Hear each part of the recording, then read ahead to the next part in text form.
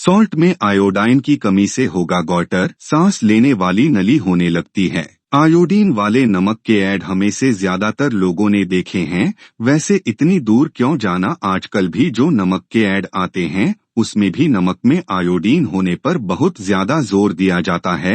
सरकार से लेकर सेलेब्स जो यह ऐड करते हैं वह आयोडीन पर इतना जोर इसलिए देते हैं क्योंकि इसकी कमी से होता है घेंगा। अब इस बीमारी का नाम आपने बहुत सुना होगा टीवी पर, इसके ऐड भी देखे होंगे पहले। इसमें गले के अंदर बहुत सूजन आ जाती है कि हालांकि गवर्नमेंट बहुत सालों से इस बीमारी को खत्म करने की कोशिश कर रही है, पर अभी भी छोटे शहरों में, गांव में यह रोग बहुत ज्यादा आम है। अब उसके मुताबिक देश में लगभग 5,40,00,000 लोगों को खंगा है। यह प्रेग्नेंट औरतों में काफी आम है जिनके खाने में आयोडीन की सही मात्रा नहीं होती है। क्यों होता है, इसके लक्षण क्या है, बचाव क्या है, इलाज क्या है, इस सब के बारे में सही जानकारी ज्यादा से ज्यादा लोगों तक पहुंचाएं। तो सबसे पहले समझ लेते हैं कि घंगा क्या होता है। घेंगा एक बीमारी है जिसमें गले की जगह पर सूजन आ जाती है। हमारी सांस की नली के ऊपर एक ग्रंथि होती है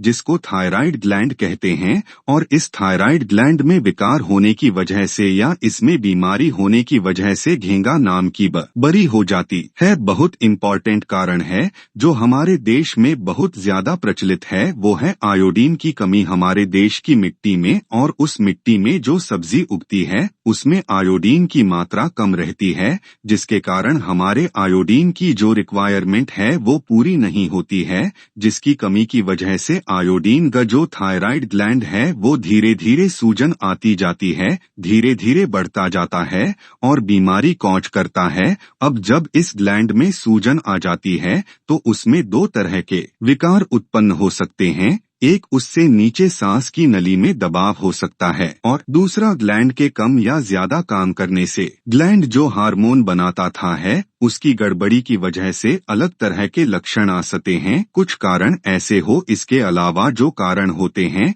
गंगा रोग के, उसके लिए डॉक्टरी जांच होने की आवश्यकता है। इसके लिए आपको डॉक्टर के पास जाना पड़ेगा, कुछ खून की जांचें करानी पड़ेगी, हो सकता है कि एक्सरे या अल्ट्रासाउंड भी कराना पड़े, जिससे डॉक्टर पता करेंगे कि ये जो रोग है वो किस तरह का रोग है। हम अपनी भाषा में घेंगा को अलग अलग तरह के रोगों में बांट, एक तो साधारण घेंगा है जिसमें हार्मोन की मात्रा नॉर्मल होती है, या एक नाम है घेंगा का जिसको हम टॉक्सिक नोडर गटर कहते हैं, जिसमें है तो गंगाई है तो गटर, लेकिन उसमें हार्मोन का एक्सेस है, तो उसके जो लक्षण है वो ज्यादा हार्मोन शरीर में जो है उसकी वजह से। और अगर इस बीमारी का हम ढंग से इलाज नहीं करेंगे, समय पर इसका निवारण नहीं करेंगे, तो यह बीमारी धीरे धीरे बहुत बढ़ती जाएगी। जब दबाव होता है घेंगा का फूर पाइप के ऊपर या वाइंड पाइप के ऊपर, तो सांस लेने में दिक्कत या खाना निगलने में दिक्कत हो सकती है, जिसको हम टॉक्सिक नोडर गटर कहते हैं।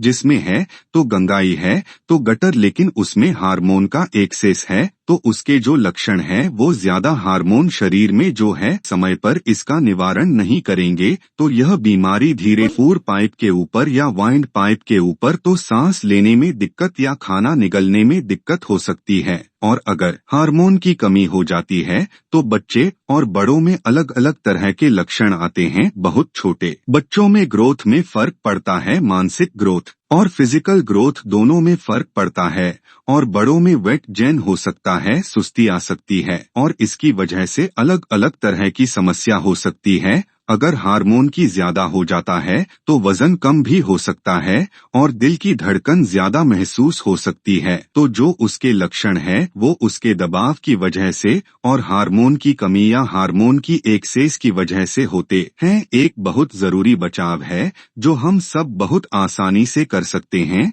वो है आयोडीन सही मात्रा में अपने खाने में होना। हमारे देश में जो भी नमक मिलता है मार्केट में वह सब आयोडाइज्ड सॉल्ट होता है, यानी यानी कि उसमें आयोडीन ऑलरेडी डला हुआ होता है, और जितनी मात्रा में हम नमक इस्तेमाल करते हैं उतनी मात्रा में आयोडीन का नमक इस्तेमाल करने से आयोडीन की पर्याप्त मात्रा हमें मिल सकती है, जिसकी वजह से हमें यह रोग नहीं होगा। और इलाज में कुछ दवा भी हो सकती हैं, और कभी कभी जांच से पता चलता है कि पेशेंट को सर्जरी करने की जरूरत है, तो हम ऑपरेशन भी एडवाइज कर सकते हैं। यदि इस मर्ज का इलाज सही समय पर हो जाता है तो शरीर में कोई भी बुरा असर नहीं होता है, और दवा से इसका ट्रीटमेंट बहुत अच्छी तरह हो जाता है। सो खाने पीने का प्लीज ध्यान रखिए, सही समय पर इलाज कराइए ताकि घंघा रोग आपके शरीर में बहुत बड़ी मुसीबत न ले आए। अमेरिका के नेशनल इंस्टीट्यूट ऑफ हेल्थ के मुताबिक एडल्ट्स को हर दिन 150 माइक्रोग्राम आयोडीन की जरूरत होती है, प्रेगनेंसी में हर दिन 220 माइक्रोग्राम, जबकि ब्रेस्ट फीडिंग कराने वाली महिलाओं को रोजाना 290 माइक्रोग्राम आयोडीन की जो आवश्यकता है वो होती है। तो अपने खाने में आयोडीन की पर्याप्त मात्रा जरूर लें। अगर घेंगा हो भी जाता है तो भी इसका इलाज उपलब्ध है। लक्षण दिखने पर डॉक्टर को तुरंत दिखाएं।